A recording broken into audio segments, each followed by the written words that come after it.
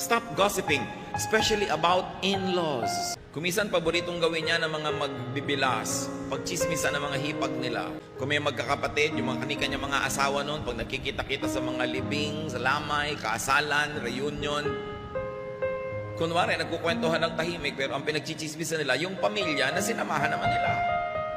Kung kayo napakasal sa isang pamilya, mahalin niyo yung pamilya na yon.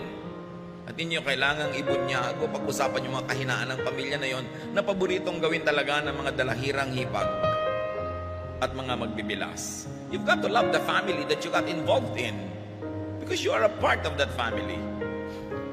And keep sensitive matter within the family. Kailangan meron tayong pagtatapat, meron tayong loyalty sa ating mga pamilya.